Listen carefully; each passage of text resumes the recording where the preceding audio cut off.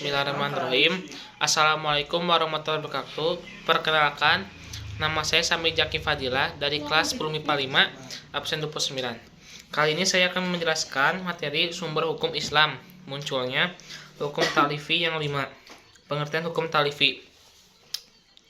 Hukum talifi menurut para ahli usul fikih adalah ketentuan Allah yang berhubungan langsung dengan perbuatan orang mukallaf, baik perintah, anjuran untuk melakukan, larangan, anjuran untuk tidak melakukan, atau dalam bentuk memberi kebebasan memilih untuk berbuat atau tidak berbuat.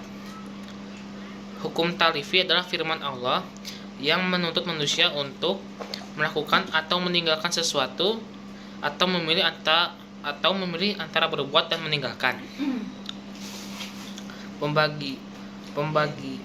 Para ahli usul fikih membagi hukum talifi menjadi 3 kategori: perintah, larangan, dan pilihan. Untuk menjalankan sesuatu atau meninggalkannya dari ketiga kategori itu, mereka kemudian membaginya lagi menjadi 5 macam, yaitu wajib, haram, sunnah, mubah, dan ma'ruf. Pembagian hukum talifi. 1. Wajib. Suatu perintah tergolong wajib atau fardu apabila perintah itu diiringi dengan janji pemberian pahala bagi yang menjalankan dan ancaman siksaan bagi yang meninggalkan. Perintah wajib ini didasarkan pada dalil-dalil yang sudah qati atau pasti, yang tidak diragukan lagi kesahihannya. Untuk itu, sebagian ulama berpendapat orang yang mengingkari perintah wajib ini tergolong orang yang kufur. Contohnya, orang mualaf atau yang telah dibebani tugas agama, yang menolak menegakkan sholat, tidak mengerjakan puasa Ramadan, atau menolak membayar zakat. Haram. 2. Haram. Kebalikan dari wajib adalah haram, yaitu perintah untuk meninggalkan sesuatu dengan disertai janji pahala bagi yang mematuhinya dan dosa yang melanggarnya.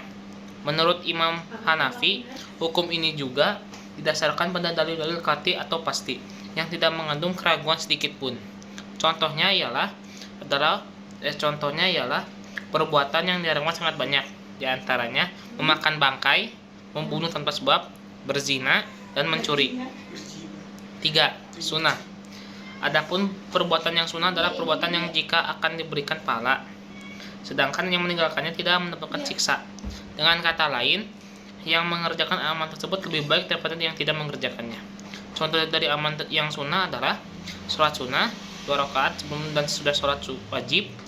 Menurut Imam Asy-Syatibi dalam kitabnya Al-Muwafaqat, setiap amalan sunnah yang dicontohkan oleh Rasulullah SAW dapat menyempurnakan ibadah-ibadah wajib.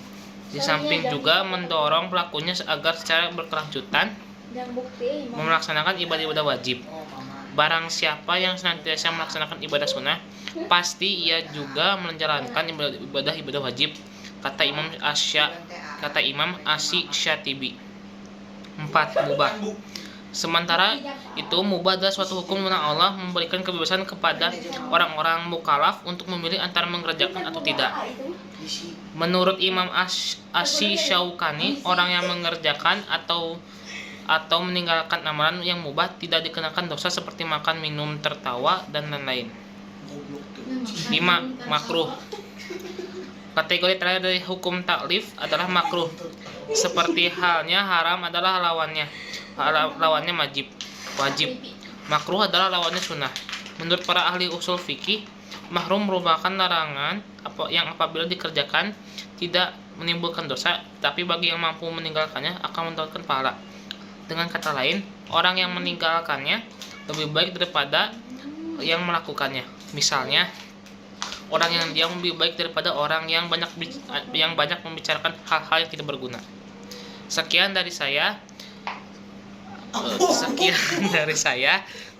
dari penjelasan materi sumber hukum Islam, munculnya hukum talifi yang 5. Wassalamualaikum warahmatullahi wabarakatuh.